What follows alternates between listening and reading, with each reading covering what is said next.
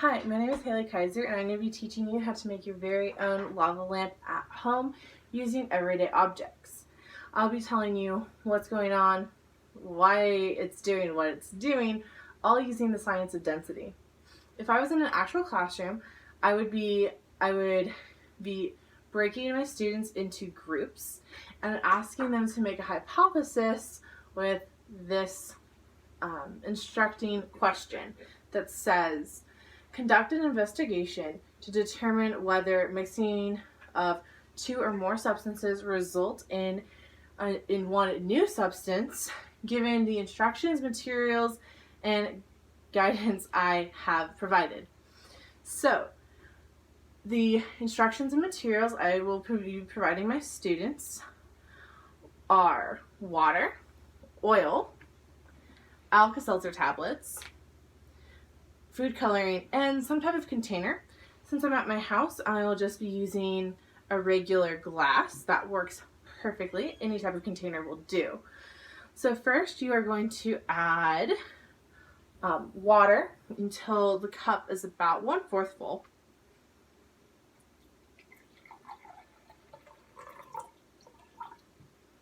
Then you are going to be adding the oil until it is all the way full.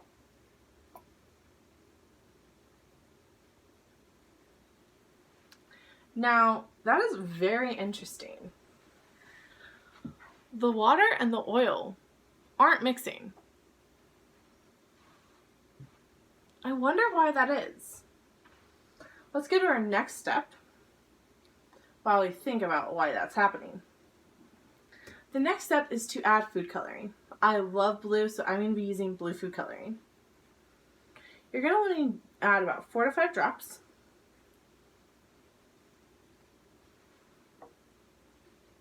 Now it's slowly sinking to the bottom of the glass. It's very hard to tell on camera. It'll take a few minutes for the food coloring to be fully incorporated into the water. So now we'll just wait a little bit.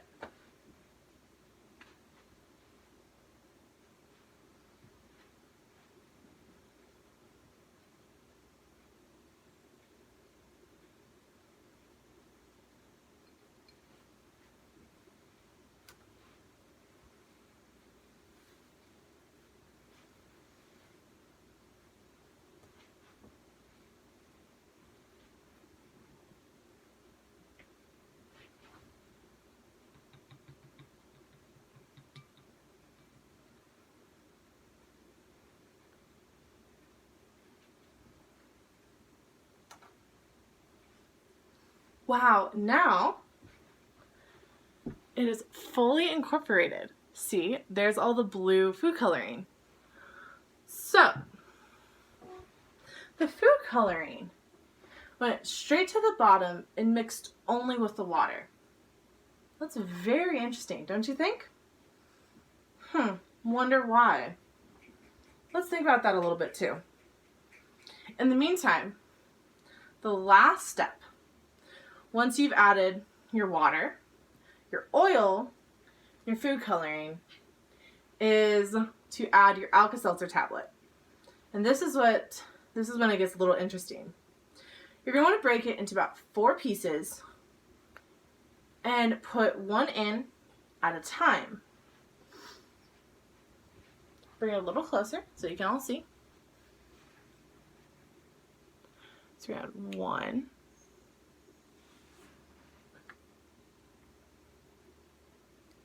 2, and 3. If you see, bubbles are starting to form. And that's why we call it a lava lamp.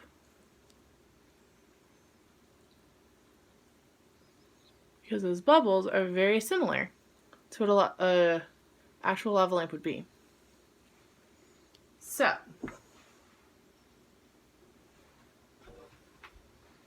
why does that happen?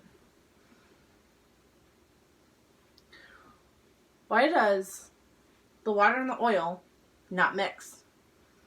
Why does the food coloring go down to the water? And why does this reaction happen when I add more Alka-Seltzer tablets?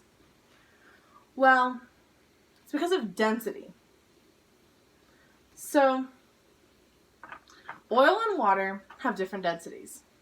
Water is heavier or more dense than oil, so it is going to float to the bottom while the oil will stay on top. The food coloring goes to the water and only mixes with the water because it has a water base. So it is also heavier than the oil, so it only interacts with the water. When you add the Alka-Seltzer tablet, it is the most dense of all the items.